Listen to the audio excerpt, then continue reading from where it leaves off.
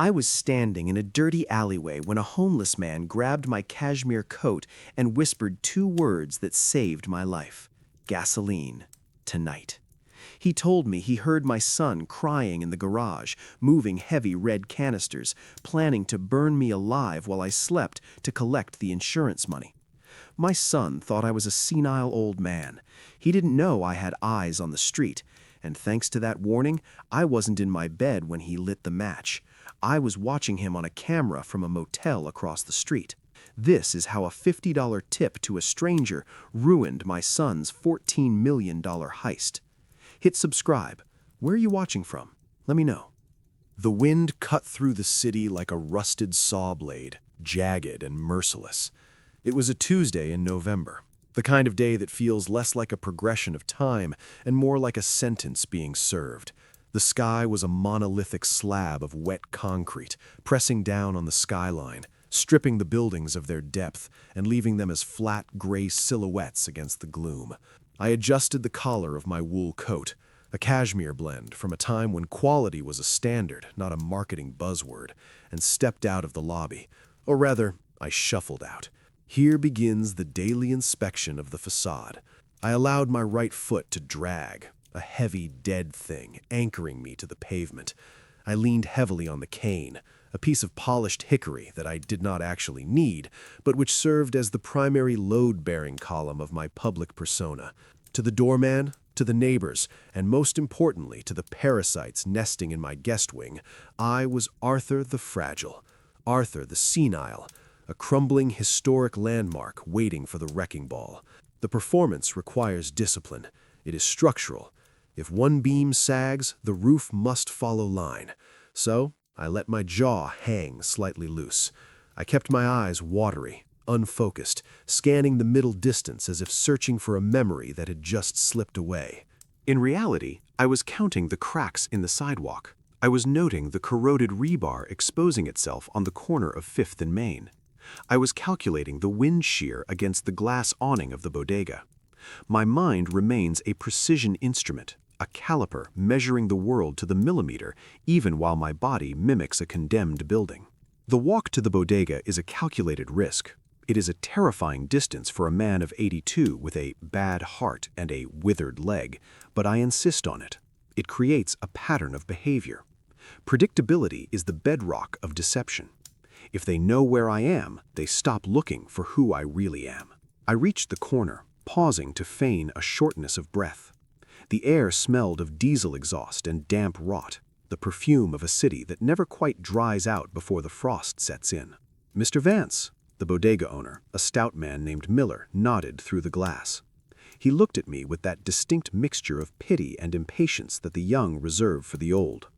He sees a liability. I see a man whose inventory management is a chaotic disaster waiting for an audit. I didn't go in today. I didn't need the paper, and I certainly didn't need the lukewarm coffee. I needed the alley.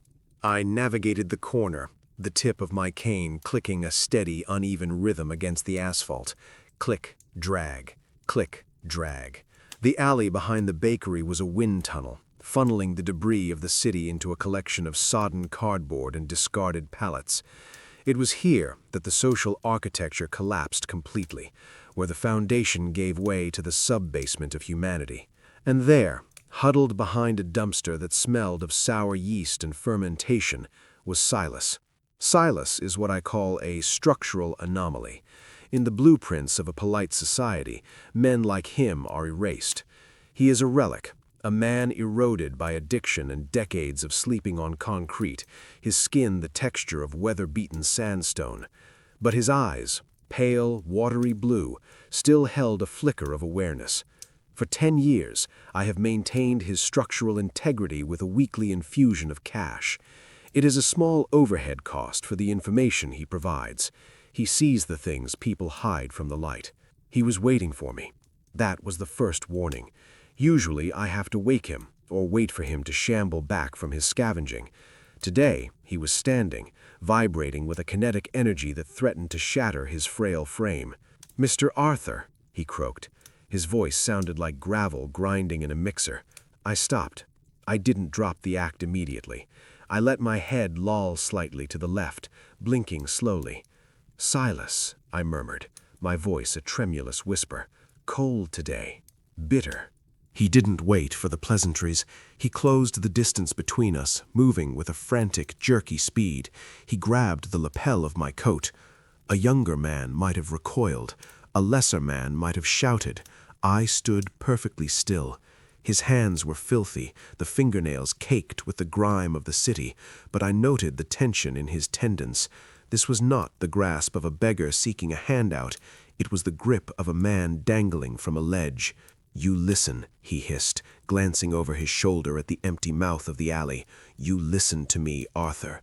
He dropped the mister. That was the second warning. "I am listening, Silas," I said, pitching my voice low, stripping away the senile slur. I locked eyes with him, letting the fog clear from my gaze. "Speak." "The garage," he whispered, the words tumbling out in a cloud of vapor. "I was looking for bottles in your recycling bins, early this morning, before the sun."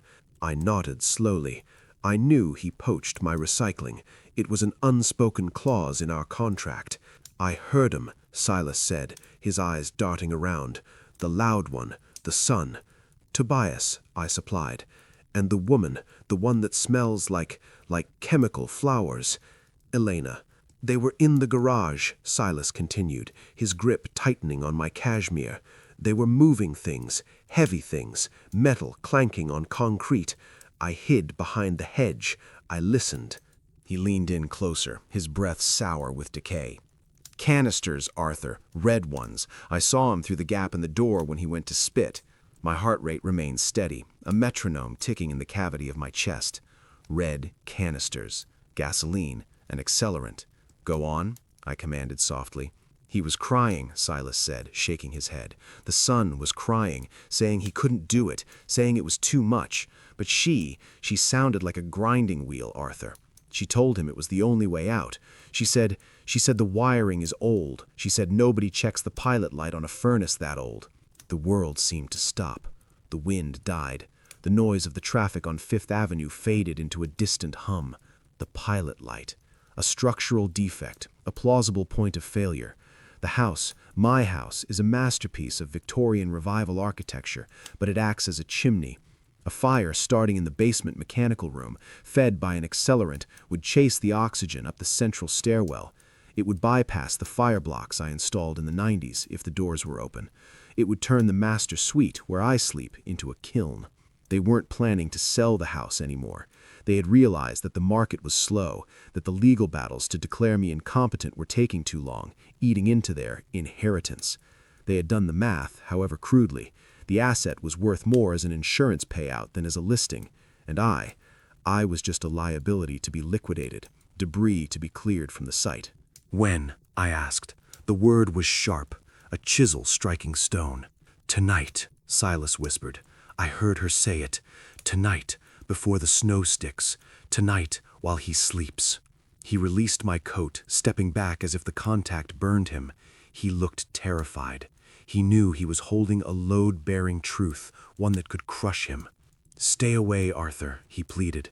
"Don't go back there. Sleep at the shelter. Sleep here. Just don't go back." I looked at this man, this ruin of a human being who had more honor in his dirt-stained pinky finger than my own son had in his entire soft, uncalloused body.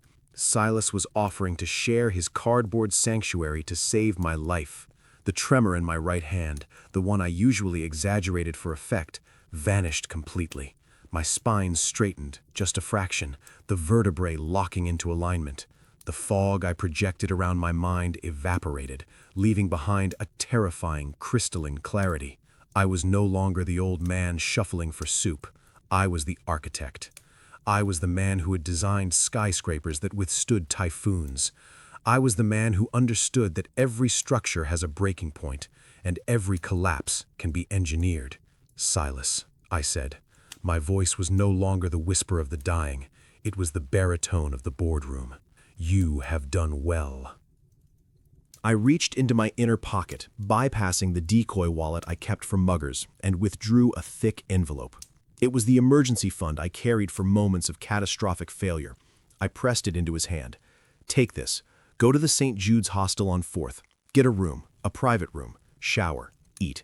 Do not come back to this alley for 3 days."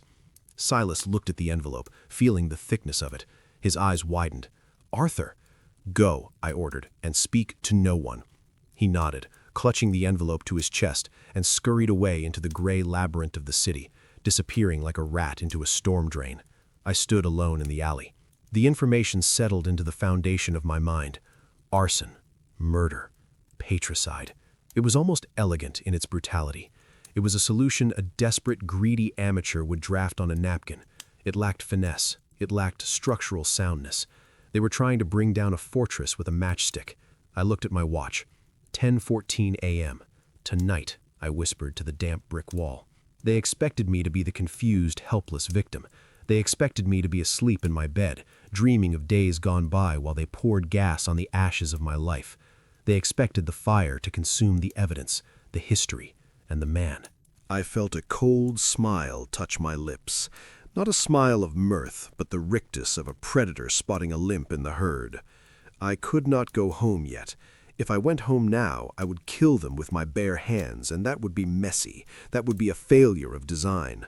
No, justice requires a blueprint. It requires permits, excavation, and a slow, methodical pouring of concrete. I needed to secure the perimeter. I needed to reinforce the trap. I needed to ensure that when the roof caved in, it fell only on the heads of those who lit the match. I turned back toward the street. I hunched my shoulders. I let my right leg go dead again. I tapped the cane against the wet pavement. Click, drag, click, drag. I was going to the hardware store. The renovation was about to begin. The house loomed against the darkening sky, a Victorian revival structure of red brick and slate that I had restored from a hollowed-out shell in 1978. It was a fortress of memory, a physical manifestation of my life's work. The gables were sharp, the tuck-pointing precise, the foundation underpinned with reinforced concrete. It was built to last 3 centuries. But as I stood on the porch, fumbling with my keys in a deliberate pantomime of arthritis, I knew that the rot was no longer in the walls. It was walking around inside, wearing my son's face. I unlocked the door. The heavy oak swung open on silent, oil-bronze hinges. I maintain them annually, admitting me into the foyer. The air inside usually smelled of lemon oil and old paper. Today it smelled of something cloying, gardenia and stagnation, Elena's perfume. It hung in the air like a chemical fog, masking the underlying scent of betrayal. I dragged my right leg across the threshold. Scuff, drag, scuff. From the kitchen, the sounds of occupation drifted down the hallway. The clinking of crystal, the heavy, wet sound of wine being poured. A burst of laughter that was too loud, too jagged. It was the sound of squatters celebrating a windfall they hadn't yet earned.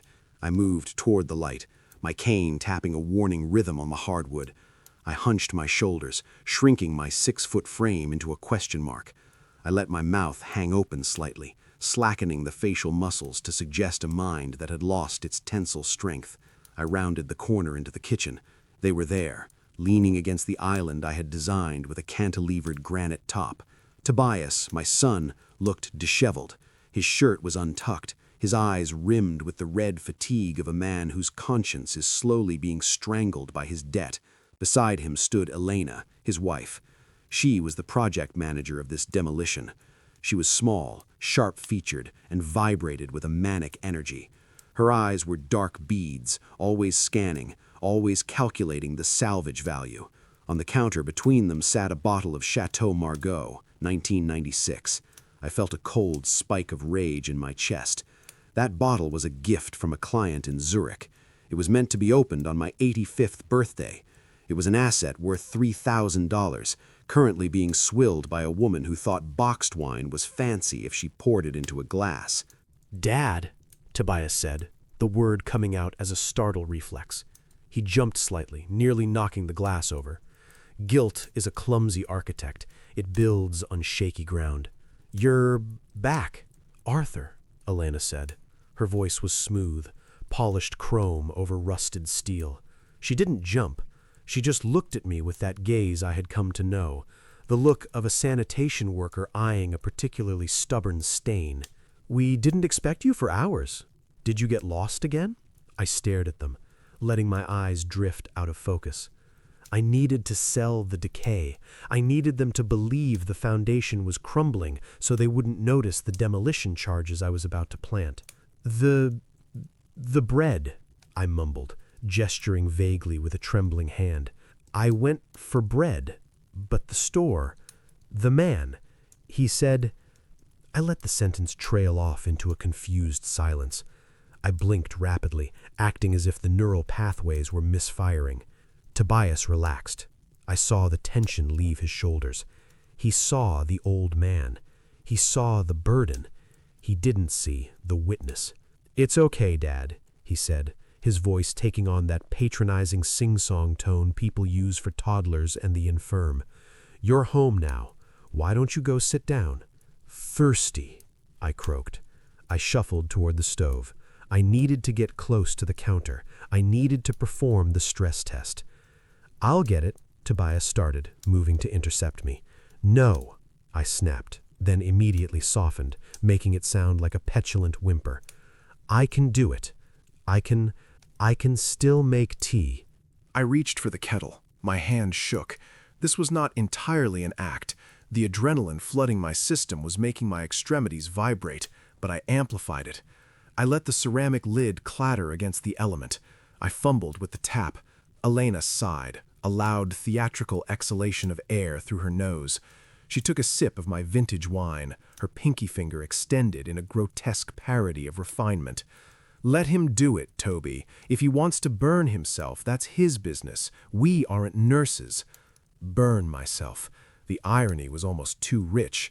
She was projecting her own blueprints onto me. I filled the kettle, spilling water onto the range. I turned the dial, my fingers slipping on the plastic. I turned back to them, leaning heavily against the counter, breathing shallowly. Who is staying tonight?" I asked, looking around the kitchen as if I didn't recognize it. "Is Catherine coming down?" The silence that followed was thick. Catherine, my wife, has been dead for 7 years. Bringing her up is a calculated maneuver. It tests their cruelty. Tobias looked away, flushing. "Mom is gone, Dad. You know that." "Gone?"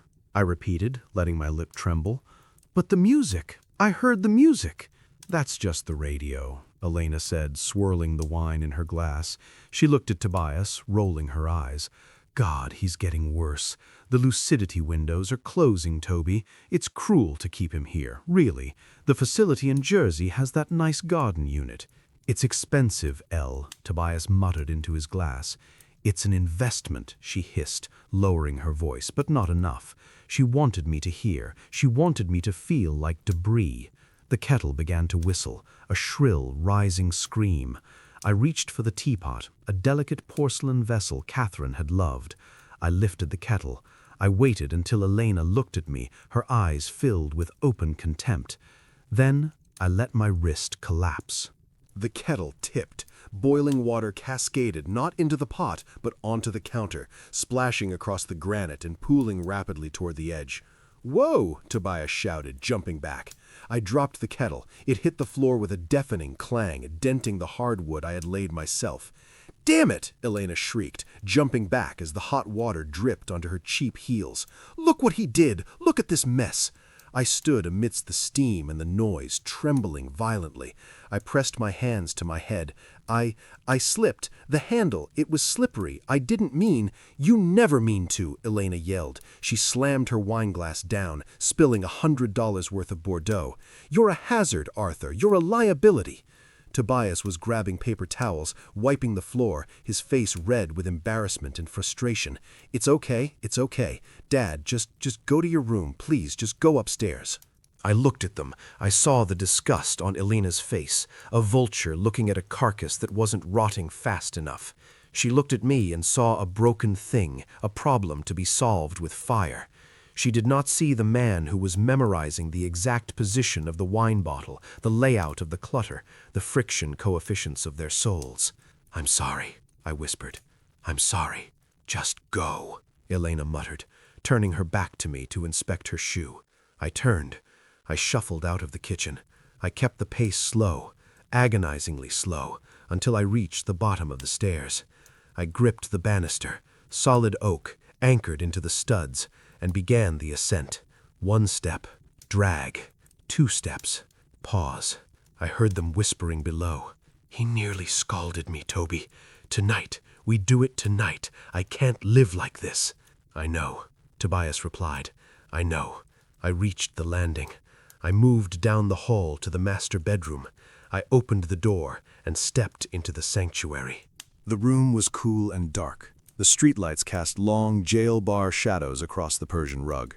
I closed the door. I turned the lock, a heavy brass deadbolt I had installed for security last year. In reality, it was to buy me time. I dropped the act instantly. My spine straightened. The tremor vanished. I moved with the silent efficiency of a cat burglar. I went to the bookshelf on the far wall. I pulled down a thick volume, the Palladio Guide to Classical Architecture. I opened it. The center of the pages had been hollowed out with an X-Acto knife 5 years ago. Resting in the cavity was a black, portable hard drive. My medication. This drive contained everything. The trust fund documents, the insurance policies, the deed scans, the surveillance logs from the hidden cameras, the audio recordings of their conversations for the past 6 months. It was the blueprint of their guilt and the foundation of my revenge. I slipped the drive into the inner pocket of my coat. I checked the room. I turned on the bedside lamp.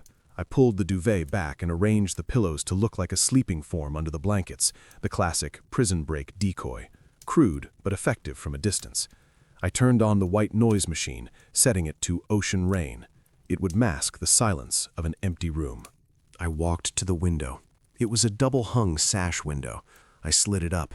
The cold air rushed in, biting at my face, but it felt clean compared to the air downstairs. Below me, the trellis climbed the brickwork. When I installed this trellis 10 years ago, Elena had mocked it. "It looks overgrown," she had said. "It looks messy." I had told her it was for the wisteria. I lied. I had used reinforced steel rebar for the lattice, anchoring it into the brick with 6-inch lag bolts, then painting it green to look like wood. It wasn't a garden feature, it was a fire escape. It was a secondary egress point designed for a single purpose: evacuation. I swung my leg over the sill. My hip protested, a sharp, grinding pain that reminded me I was 82, not 22. I gritted my teeth. "Pain is just a signal," I told myself. "Ignore the signal." I gripped the steel lattice. The cold metal bit into my palms. I transferred my weight. I lowered myself out of the window, my feet finding the crossbars. I closed the window behind me, leaving it unlocked but lowered to appear shut. The descent was a battle against gravity and biology. My arms shook, not from acting, but from the strain of holding my own weight. My breath hissed through my teeth. Every muscle fiber screamed in protest. I was an old engine running at maximum RPM. "Focus on the structure," I commanded myself. Hand, foot, 3 points of contact. I moved down through the shadows, hidden by the overgrown wisteria vines that were now dead and brown for the winter. I was a ghost descending the wall of my own castle. My foot touched the frozen earth of the flower bed. I collapsed slightly, my knees buckling, but I caught myself against the brickwork. I stood there for a moment, panting, waiting for my heart to stop hammering against my ribs like a trapped bird. I was out. I pulled my coat tight. I grabbed my cane, which I had dropped into the bushes earlier from the window. I stepped onto the lawn, sticking to the shadows of the hedges. I looked back at the house. The kitchen light was still on. I could see their silhouettes moving. They were pouring more wine. They were toasting to the future. The bedroom light was on upstairs, a warm, inviting glow. To them, it looked like the sleeping quarters of a helpless invalid. To me, it looked like the bait in a trap. "Sleep well," I whispered into the freezing darkness. I turned and walked toward the back gate, my stride long and steady. The limp was gone. The fog was gone. The demolition crew had vacated the premises. Now it was time to initiate the collapse. The Vista Motor Lodge sits on the periphery of the neighborhood like a carbuncle on a smooth complexion. It is a place for transients, for affairs that happen in the dark, and for people who have run out of options. I checked into room 204. I paid in cash, small bills worn soft by circulation, and used a fake name. The night clerk, a kid with acne and eyes glazed by the blue light of a smartphone, didn't even look up. He slid the key across the laminate counter. To him, I was just another shadow passing through the purgatory of a Tuesday night. The room smelled of industrial bleach and regret, with a faint undertone of stale cigarette smoke that no amount of scrubbing could exorcise. The carpet was a kaleidoscope of brown and orange geometric patterns designed to hide stains. The furniture was bolted to the floor. It was perfect. I walked to the window and pulled back the heavy, rubberized curtains. The neon sign outside, Vista, flickered with a dying buzz, casting an intermittent red glow over the room. But beyond the sign, across the valley of low-rise apartments and strip malls, I could see it. My house. It stood on the hill, silhouetted against the night sky. From here it looked majestic, the slate roof gleaming under the moonlight. The chimney, the central exhaust port of the structure, stood tall and rigid. It was a direct line of sight. I was the sniper, and the window was my scope. I sat at the small round table, pushing aside a plastic menu for a pizza place that had closed 3 years ago. I opened my laptop. It was a high-end machine, a tool for rendering 3D CAD models, though I had told Tobias it was a broken typewriter with a screen that I used for solitaire. I connected to the secure VPN I had routed through a server in Estonia. I opened the surveillance software. A grid of 12 screens filled the monitor. The feed was crisp, high-definition black and white, infrared. I saw the kitchen, empty now but for the puddle of water I had left. I saw the hallway. I saw the garage where the red canisters sat like unexploded ordnance. I watched the empty hallways of the home I had built. On the screen, the house looked sterile, quiet. But I knew better. I knew the rot was there, festering in the drywall, gnawing at the studs. As I watched the digital silence, the memories began to play. Not on the screen, but in the theater of my mind. They were intrusive files, corrupted data I couldn't delete. I remembered the drafting table. It was 3 months ago. The table was a masterpiece of engineering. Solid oak, with a counterweighted brass adjustment system. Catherine had bought it for me in 1968 when I landed the contract for the municipal library. I had designed skyscrapers, bridges, and museums on that surface. The wood was stained with the ink of 1,000 projects. It was not furniture. It was an extension of my mind. I had come downstairs one afternoon to find the study empty. The rectangle of carpet where the table had stood for 40 years was flattened and pale, a scar on the floor. Tobias, I had called out, panic rising in my throat, real panic, not the feigned confusion I wore now. He had walked in, wiping dust from his hands. "What's the matter, Dad?" "My table. The oak table, where is it?" "Oh, that old thing," he shrugged, a gesture so casual it felt like a slap. "I cleared it out. We need the space for the exercise bike Elena wants. It was just gathering dust, Dad. You don't draw anymore." "Where is it?" I demanded, my voice trembling with a rage I struggled to suppress. "I sold it," he said. "Put it on Marketplace. Got $50 for it. Guy said he was going to use the wood for scrap. The legs were wobbly anyway." $50. Scrap wood. Wobbly. The legs were precision milled. If they wobbled, it was because the floor was uneven, not the table. He had sold my history, my craft, my connection to his mother for the price of a tank of gas. I had stood there, gripping the doorframe, and I had said nothing. I had let him believe I was confused. I had let him believe I had forgotten what the table meant. But I cataloged it. I filed the incident under structural damage. I blinked, the red neon of the motel sign washing over my face. On the screen, a shadow moved in the living room. Elena. She was pacing, phone in hand. I remembered the doctor's visit last month. "He's just vacant," Elena had said to Dr. Eris, waving her hand in front of my face as if shooing a fly. I was sitting right there on the examination table, my legs dangling. "It's like the lights are on, but nobody's home. It's dangerous, doctor. He leaves the stove on. He wanders." Dr. Eris had looked at me with professional pity. "Arthur, do you know where you are?" I had stared at the wall, focusing on a crack in the plaster near the ceiling. A settlement crack. Poor foundation work. Tuesday, I had muttered. See, Elena sighed, the smell of her cloying perfume filling the small room. We're thinking about assisted living, for his own safety. We need to liquidate the assets to afford good care. The house is it's a burden to him. A burden.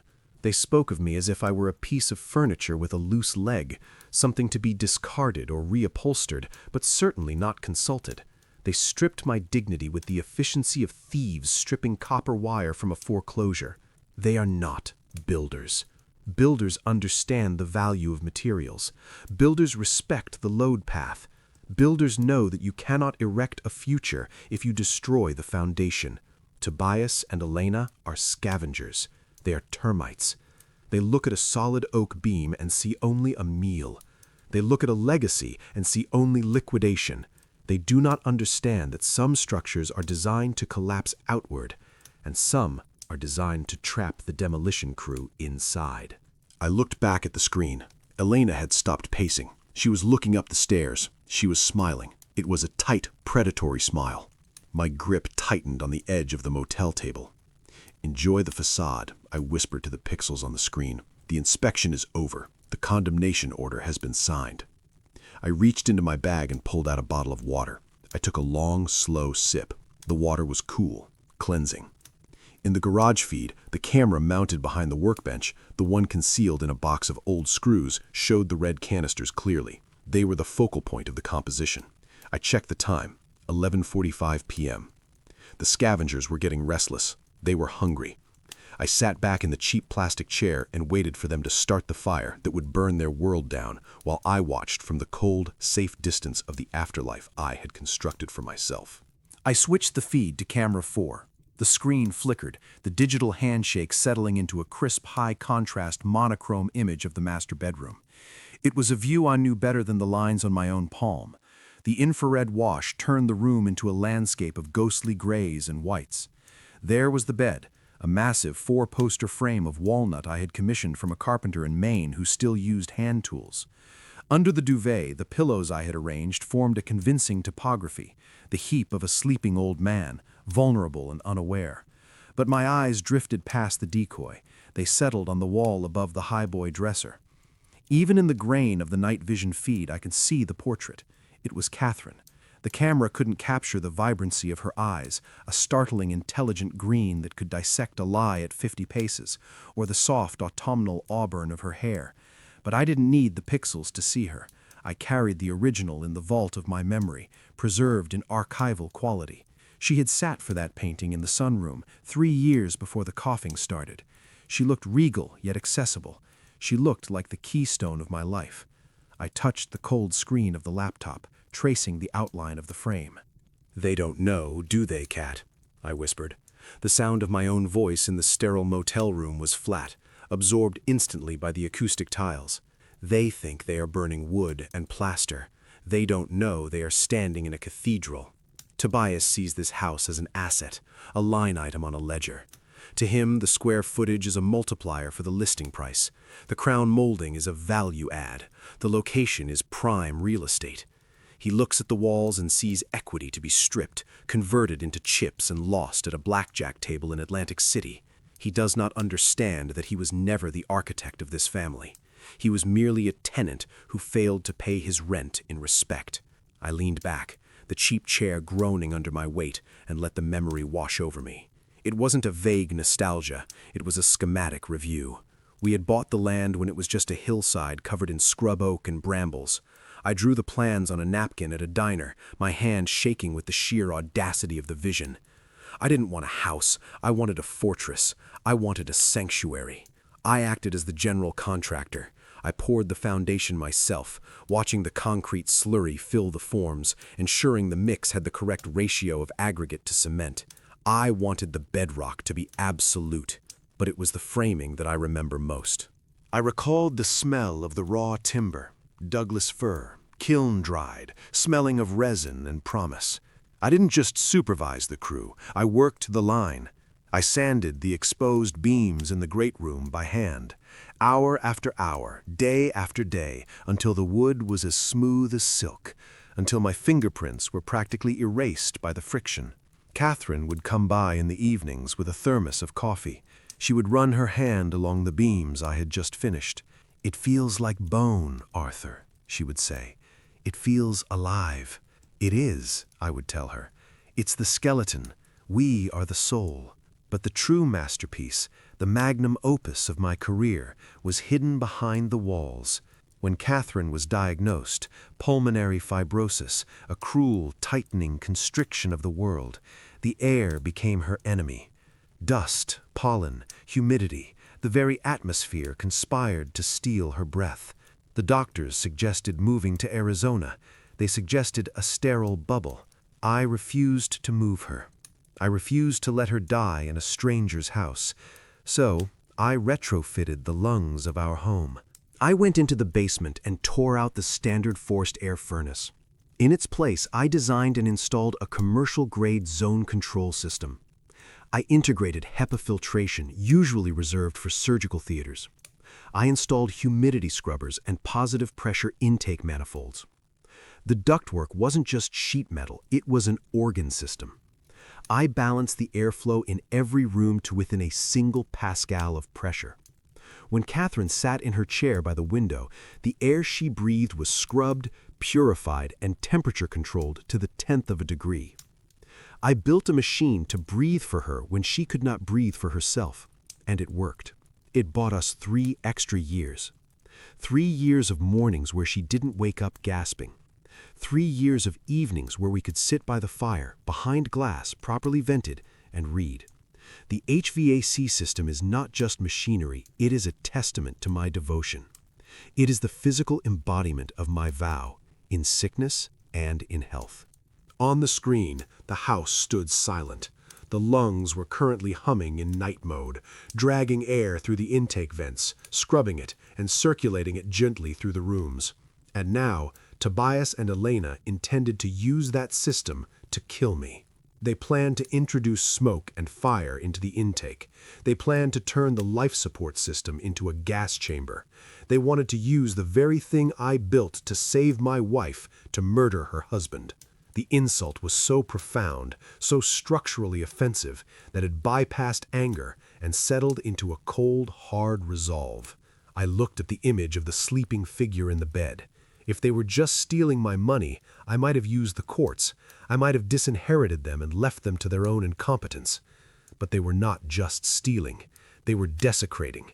They were bringing fire to a library. They were bringing violence to a sanctuary. Tobias had debts. I knew this. The gambling had started in college, small stakes, poker nights. Then it became sports betting. Then high-stakes tables. I had bailed him out twice. I had reinforced his foundation, patched the cracks. But the subsidence was too deep.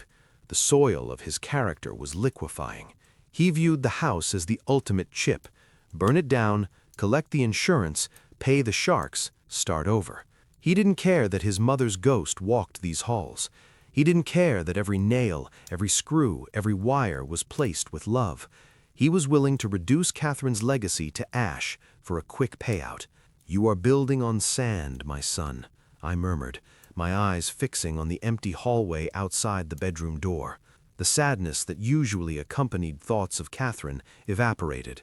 In its place, a steel girder snapped into position. There is a rule in architecture. The structure must be able to withstand the load applied to it. If the load is too great, the structure fails. Tobias and Elena had applied a load of greed and malice that the family unit could not support. Therefore, a controlled demolition was required. I was not just an old man defending his life. I was the curator of the museum. I was the guardian of the shrine, and I had determined that the visitors had violated the rules of entry. I minimized the camera feed and brought up the control panel for the HVAC system. The interface was a custom GUI I had coded myself. It showed the airflow velocities, the damper positions, the pressure gradients. Zone 1, basement, negative pressure. Zone 2, main floor, neutral. Zone 3, second floor, neutral. I hovered the mouse over the command line. I was about to turn the lungs of the house against the viruses invading it. I would use the very air they breathed to trap them. I looked at Catherine's portrait one last time. "Forgive me, my love," I whispered. "I am about to make a mess, but I promise you, the house will stand." I took a deep breath, filling my own lungs with the stale, bleach-scented air of the motel. It was time to check the sensors. The rats were moving in the walls. The timeline I presented to Silas was a simplification. A structural engineer does not present the raw calculations to the client. He presents the facade. Silas believes his warning in the alley was the catalyst. He believes I acted on impulse, fleeing into the night hours after his revelation. He is mistaken. Silas provided the confirmation, but I had discovered the intent 3 days prior. It was Monday, the day of the red canisters. I sat in the motel chair, the laptop screen casting a pale blue pallor over my hands. I minimized the camera feed and opened the terminal window for the house's central processor. The command line scrolled past, a waterfall of green text confirming the status of every servo, sensor, and relay in the building. I typed in the access code, architect_01. The system unlocked. I allowed myself a moment of satisfaction. Tobias and Elena believed I was too senile to operate a microwave, let alone a Linux-based home automation server. They saw me staring at the thermostat in the hall, confused by the buttons. They didn't know I was checking the packet loss on the localized network.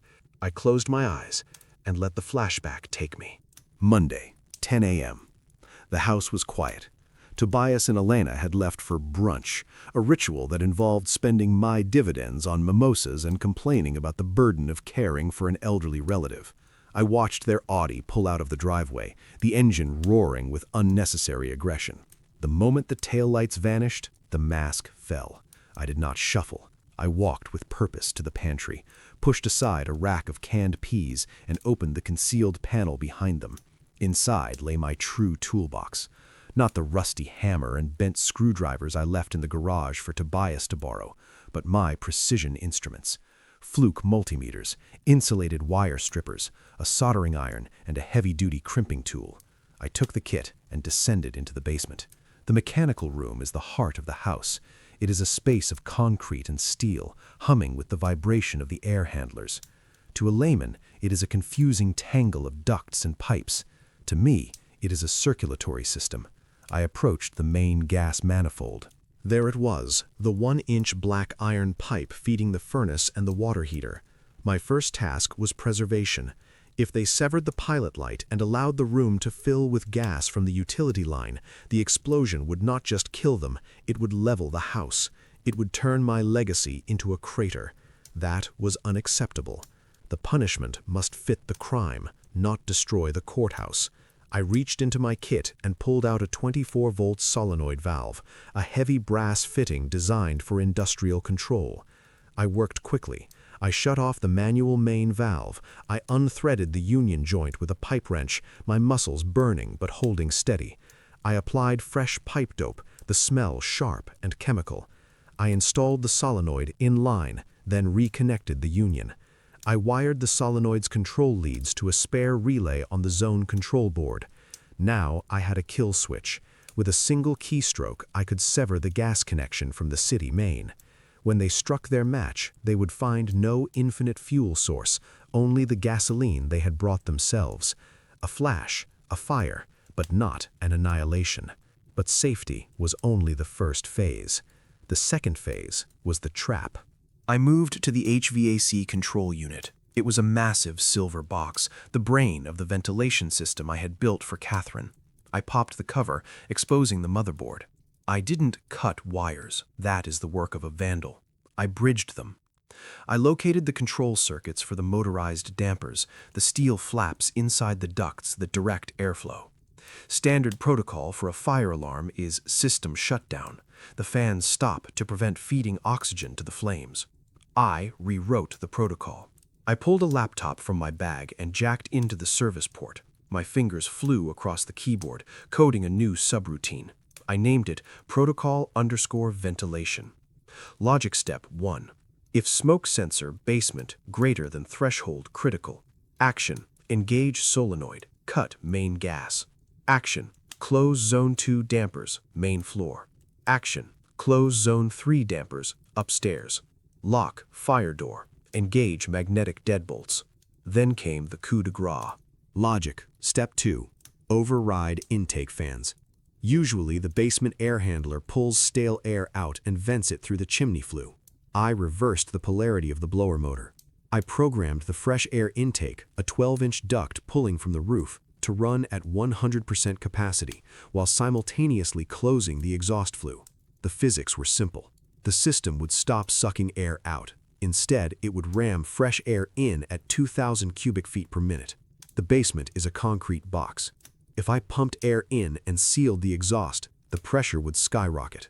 The smoke from their gasoline fire would not be able to rise into the house.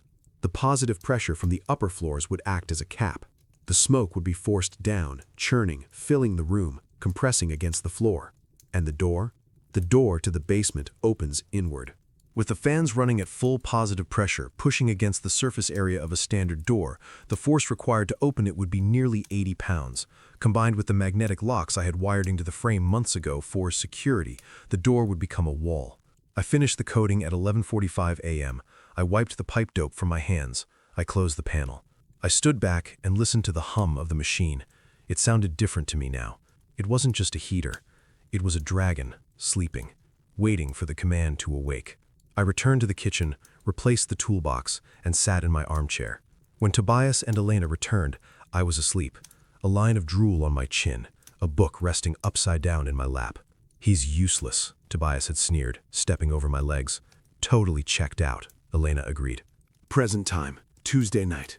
I stared at the terminal in the motel room. The cursor blinked next to the status line. System, armed. Solenoid, open. Flow, active. Fan direction, normal. Smoke detectors, online. I took a sip of water.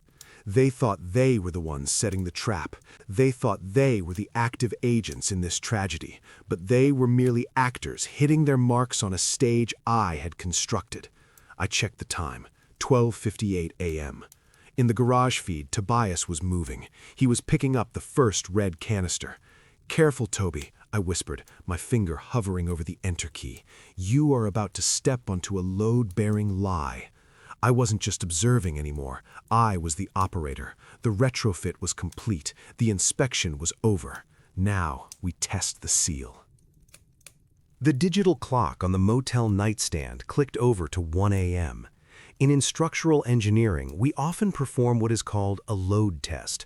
We apply weight to a beam, gradually, incrementally, to determine its yield point. We wait for the groan of the material, the deflection of the steel, the microscopic fissures that signal imminent failure. On my laptop screen, the load test was beginning. Camera 2, the hallway, showed Tobias pacing. In the monochromatic wash of the night vision, he looked ghostly, a specter haunting his own future. He was vibrating with kinetic energy, but it wasn't the clean energy of purpose, it was the erratic frequency of panic. He rubbed the back of his neck. He tugged at his earlobe, a tell he had developed when he was caught lying about his grades in the 5th grade. He was the weak concrete in the mix, too much aggregate, not enough cement. Then Elena entered the frame. She moved differently. She was direct, linear. She didn't pace, she advanced. If Tobias was the crumbling masonry, Elena was the freeze-thaw cycle that destroyed it. She was the driving force, the stress fracture spreading through the steel of his conscience. The audio feed from the hallway microphone crackled to life. "Stop walking, Toby," she hissed. Her voice was low, but in the silence of the house it carried like a hammer strike. "You're going to wake him." "I can't," Tobias whispered, his voice cracking. "Elle, are you sure? Maybe we just sell the car. Maybe I can ask for an extension."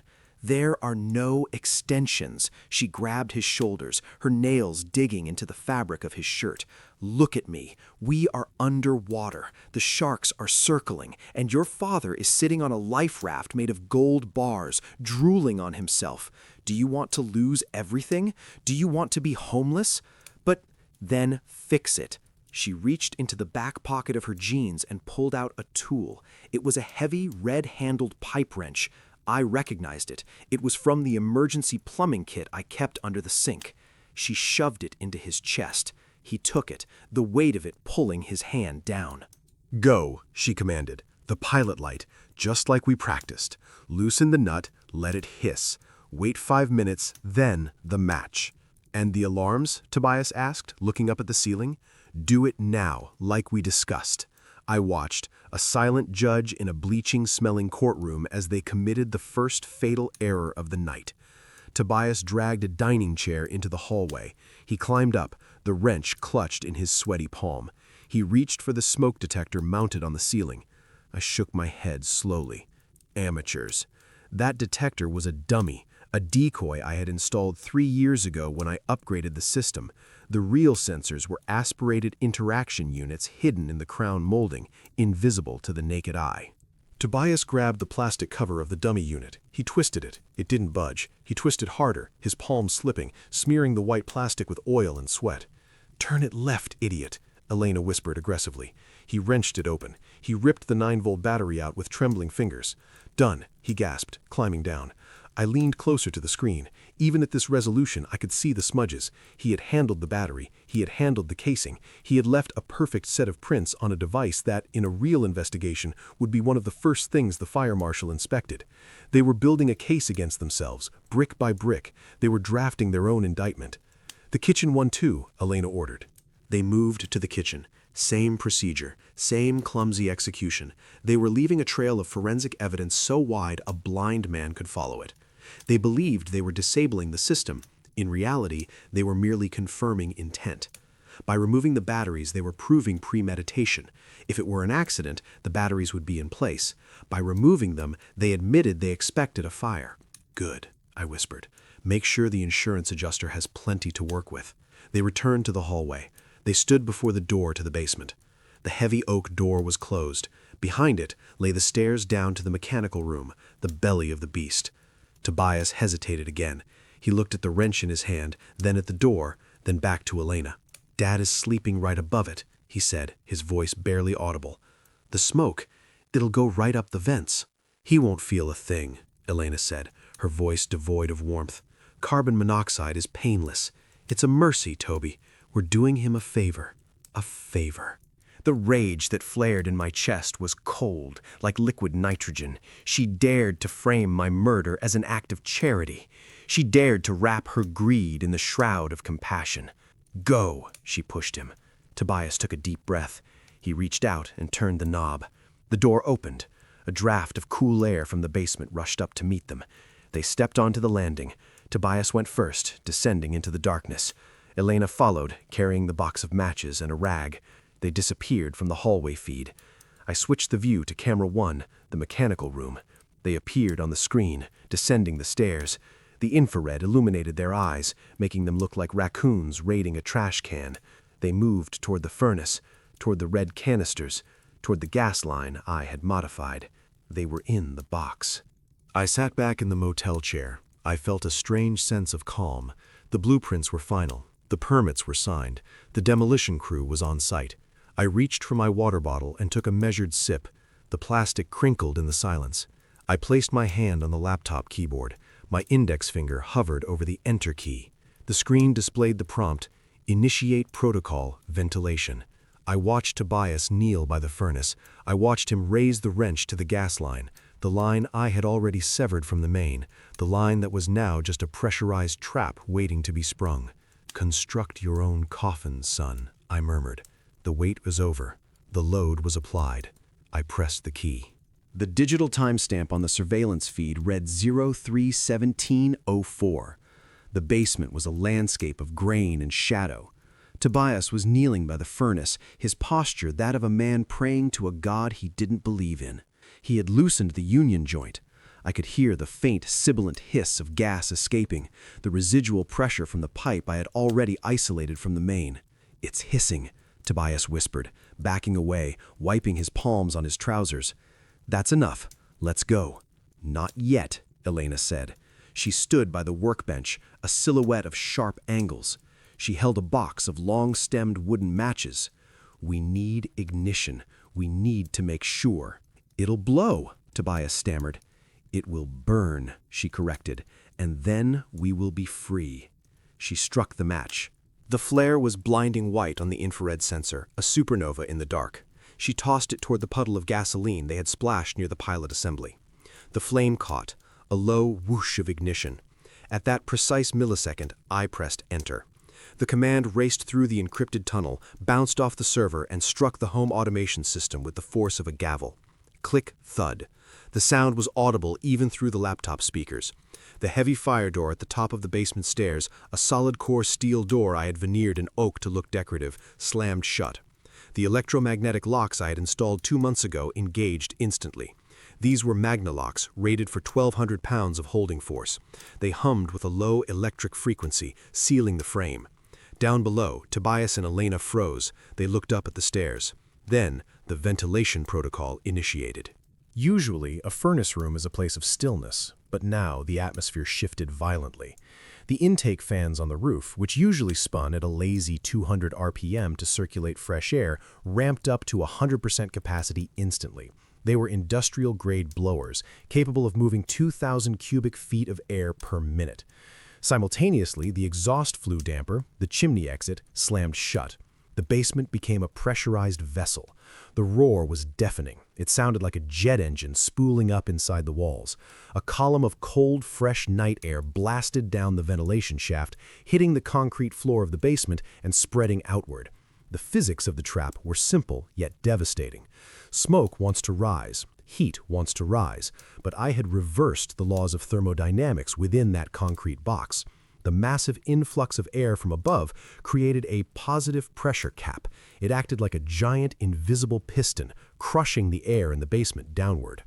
The fire that had just started to lick at the red canisters didn't flare up. It was smothered, confused by the turbulent air. The smoke, instead of drifting up the stairs to suffocate the sleeping old man, was forced down, swirling violently along the floor where Tobias and Elena stood. "What is that?" Tobias screamed, his voice thin with terror over the roar of the fans. "The door!" Elena yelled. "Get the door!" They scrambled up the wooden stairs, tripping over each other in a frenzy of panic. The smoke was thickening, a dense, oily fog that churned like a living thing, unable to escape the room. Tobias reached the landing. He grabbed the brass knob. He twisted. Locked. He threw his shoulder against the wood. It was like hitting a canyon wall. The steel core didn't flex. The magnetic bonds held fast. "Open it!" Elena shrieked, pounding on the panels with her fists. "It's stuck! It's stuck!" "It is not stuck," I whispered to the screen, watching their frantic movements. "It is secured." Down below, the fire was struggling. The solenoid I had installed had done its job. The main gas line was dead. There was no infinite fuel source to feed an explosion. There was only the gasoline they had spilled and the burning rags. It created a nasty, smoky, incomplete combustion. The room was filling with fumes, thick, black, acrid smoke. Because the chimney was closed and the air was blasting down, the smoke had nowhere to go but into them. I watched as the realization hit them. They weren't burning, they were suffocating. They pounded on the door. Bang, bang, bang. The sound was rhythmic, desperate, the sound of rats realizing the maze has no exit. "Dad!" Tobias screamed, pressing his face to the crack of the door. "Dad! Fire! Help! The door won't open!" I took a slow breath. The air in my motel room was still and tasteless, but I imagined the air in the master bedroom of my house, filtered, purified, sweet. The sleeping shape in my bed was perfectly safe. The smoke detectors in the main house remained silent. The purge cycle was keeping the contagion contained in the quarantine zone. Elena was coughing now, a hacking, wet sound. She slid down the doorframe, clutching her throat. The arrogance was gone. The predatory glint was extinguished. All that remained was the primal fear of a biological organism running out of oxygen. "Why?" she wheezed. "Why is the air pushing down?" She looked up at the ceiling, at the vents. For a second, she looked right at the hidden camera lens. I looked back. "Because I designed it that way, Elena," I said softly. "You wanted to play with fire. I am simply ensuring you keep it. Tobias was sobbing now, hammering on the door with the wrench he had used to loosen the pipe. The metal clanged against the steel core, ringing out like a distress bell in a sinking ship. Clang, clang, clang. "Help us!" I checked the sensor readings on my dashboard. CO levels rising. O2 levels falling but sustainable. Main house air quality 100% pure. They weren't going to die, not yet. I had calculated the mixture. The influx of fresh air while keeping the smoke down also provided just enough oxygen to keep them conscious, to keep them aware of their predicament. I didn't want corpses. I wanted prisoners. I wanted them to sit in the darkness, choking on the byproduct of their own choices, waiting for the authority I was about to summon. The fire in the corner sputtered, consuming the last of the spilled gasoline, and died down to a smoldering, smoky mess. The immediate danger of the house burning down had passed. The structure was intact. The vermin, however, were successfully trapped. I closed the laptop lid halfway, casting the room into shadow. I reached for the landline phone on the motel nightstand. It was time to make the call. Not to the fire department. The automated system would do that in exactly 3 minutes as programmed. I needed to call the police. "Operator," I would say, my voice trembling with the perfect pitch of a terrified old man. I think someone is in my basement. I hear screaming." I sat back, the adrenaline fading into a cold, hard satisfaction. The demolition was complete. Now we wait for the cleanup crew. The automated alarm triggered at 033000. I didn't need to press a button.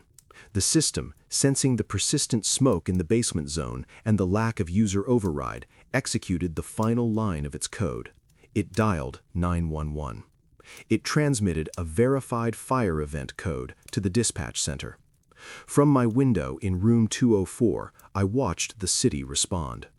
It started as a distant wail, a mournful cry rising from the grid of the city. Then the lights appeared, strobing blues and reds cutting through the freezing mist. One engine, then a second, then the sharp, aggressive chirps of police cruisers. They converged on my street like antibodies rushing to an infection. I closed the laptop. I unplugged the hard drive, the medication, and slipped it into my coat pocket. I checked my reflection in the motel mirror. I looked tired. I looked frail. The gray stubble on my chin, the slightly disheveled collar, it was perfect costuming. I picked up the hickory cane. I unlocked the motel room door and stepped out into the night. The walk back was not a shuffle. I moved with efficiency until I reached the perimeter of the neighborhood, and then, as the flashing lights bathed the trees in a chaotic stroboscope, I allowed the years to crash back down onto my shoulders. I bent my spine. I let my mouth hang open. I approached the cordon. The scene was a tableau of controlled chaos. A fire engine was parked diagonally across my driveway, its diesel engine rumbling. Firefighters in heavy turnout gear were moving with purpose. They weren't spraying water, there were no visible flames, but they were swarming the side of the house where the bulkhead doors led to the basement. Sir, you need to stay back." A young officer, his breath pluming in the cold air, stepped in front of me, hand raised. I blinked at him, letting my head tremble. My house," I stammered, pointing a shaking finger at the brick facade. "I live there. My son, Tobias, is he—" The officer's face softened. "Mr. Vance, we have a team checking the interior. Please, just stand by the ambulance." I didn't move toward the ambulance. I stood my ground, leaning heavily on the cane, my eyes fixed on the side yard. I heard the crack thud of a Halligan bar forcing the external bulkhead doors. The steel groaned and gave way. The doors were thrown open. Smoke didn't rise. It poured out. Because of the positive pressure from the fans still screaming on the roof, the smoke was forced out of the basement like water from a ruptured dam, spilling over the frozen grass in a heavy knee-high carpet of gray. And then they dragged them out. Tobias came first. He was a wretched sight. His face was smeared with soot and snot. His expensive shirt was torn at the collar. He was coughing violently, his body convulsing as he tried to expel the particulates of his own failure. Elena followed. She was fighting the firefighters, flailing her limbs, screaming something unintelligible. Her hair, usually lacquered into a helmet of perfection, was wild and matted with ash. She looked less like a human and more like a feral thing caught in a snare. They were hauled onto the lawn, gasping, retching, blinking in the harsh glare of the floodlights. "Secure them!" a fire captain shouted. "We found accelerants, gas cans and matches right by the furnace." The police moved in. I watched Tobias look up. He scanned the crowd, his eyes wild, until they landed on me. I was standing 10 feet away, bathed in the flashing red light. "Dad," he rasped, his voice a ruined croak. "Dad, you're alive! The fire! We tried to! The door stuck!" He was trying to spin the narrative. He was trying to build a new facade on the spot. He thought I had been asleep in the master bedroom.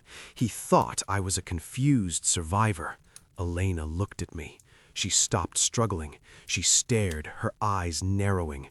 She saw me standing there, fully dressed in my wool coat, my scarf tied in a perfect Windsor knot, standing outside when I should have been unconscious inside. She realized the structural impossibility of the moment. "You," she whispered. The word was lost in the wind, but I read it on her lips. A detective approached me, a man with tired eyes and a notebook. "Mr. Vance, I'm Detective Miller. We need to ask you some questions. It appears there was an attempt to start a fire in the basement. Your son says—" This was the moment, the final inspection. I looked at the detective. Then I looked at Tobias, who was now being helped to his feet, a blanket draped over his shoulders, looking for all the world like a victim. I straightened my legs. The dead weight in my right knee vanished. My spine, curved into a question mark for months, snapped into the vertical alignment of a suspension bridge tower. I rolled my shoulders back, the heavy wool coat settling perfectly on my frame. I lifted my hickory cane 2 inches off the ground, and I dropped it. Clack. The sound was sharp, decisive. It cut through the murmur of the crowd. I didn't look down at it. I looked directly into the detective's eyes. The fog in my gaze evaporated, replaced by the cold, hard geometry of intellect. "Detective Miller," I said. My voice was not the tremulous whisper of a senile old man. It was the baritone that had commanded construction sites for 40 years. It was deep, resonant, and steady as a steel girder. Tobias froze. The color drained from his soot-stained face. "I believe," I continued, articulating every syllable with precision, "that you will find the narrative my son is constructing to be structurally unsound." The detective blinked, taken aback by the sudden shift in my demeanor. "Sir?" I reached into my pocket and withdrew the black USB drive. I held it out to him. "This drive contains high-definition video and audio recordings from the last 6 months," I said. "It documents the conspiracy to defraud my estate, the theft of my property, and as of tonight, the premeditated attempt to murder me by arson and carbon monoxide poisoning." I pointed a steady finger at the basement. "You will find that the gas line has been tampered with. You will find their fingerprints on the smoke detectors they disabled, and you will find that they are not victims of a tragedy, officer. They are incompetent demolitionists who failed to account for the structural integrity of their target." Tobias made a sound, a strangled whimper. "Dad, what are you—" I turned to him. I didn't look at him with anger. I didn't look at him with sadness. I looked at him with the detached clinical observation of an engineer viewing a collapsed bridge. "The house is an asset, Tobias," I said, cold, my voice carrying over the wind. "I am the architect. You were merely a tenant who violated the lease." I turned back to the detective. "The insurance company calls this intent to defraud. I believe the penal code calls it attempted murder in the first degree. I am pressing charges, full extent." "Cuff them," the detective ordered, his voice hard. The officers moved. The metallic snick-snick of handcuffs was the final sound of the renovation. "No, no, look at him! He's crazy!" Elena shrieked as they pulled her arms behind her back. "He planned this. He trapped us." "You trapped him?" the detective asked dryly, looking at the matches in the evidence bag. "With your own gasoline, ma'am?" They were led away toward the cruisers. Tobias looked back at me one last time. He looked small.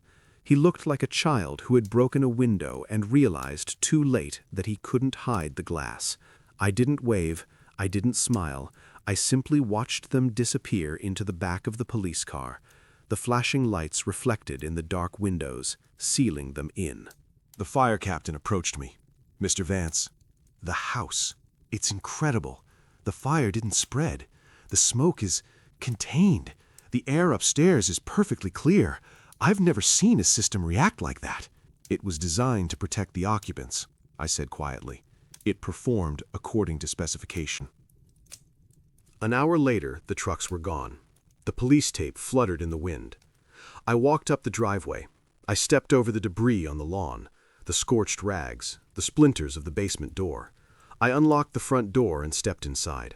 The silence was absolute. The air in the hallway was crisp. It smelled faintly of ozone and expensive filtration. There was no smell of smoke. The lungs of the house were humming softly, rhythmic and steady, scrubbing the atmosphere, removing the contaminants. I walked to the kitchen. I picked up the kettle from the floor where I had dropped it hours ago. I placed it on the counter. I walked to the living room. I sat in my leather armchair, the one that faced the fireplace. The room was dark, save for the moonlight filtering through the sheer curtains. I was alone. The parasites were gone. The rot had been excised. The legal threat was neutralized. With the video evidence and the arrest record, their power of attorney was void. The house was safe. My assets were secure. I looked at the empty space on the floor where my drafting table used to be. I had won. The revenge was total. The trap was perfect. But as I sat there in the pristine, purified air of my empty fortress, I felt the cold creeping into my bones, a cold that no HVAC system could displace. I looked up at the mantel, at a small photograph of Catherine and a young Tobias building a sandcastle on a beach in 1985. The tide was coming in, threatening their walls, but they were laughing. I reached out and turned the photo face down. "The structure is sound," I whispered to the empty room. "The house is empty." I closed my eyes and listened to the hum of the machine, breathing for a ghost that wasn't there.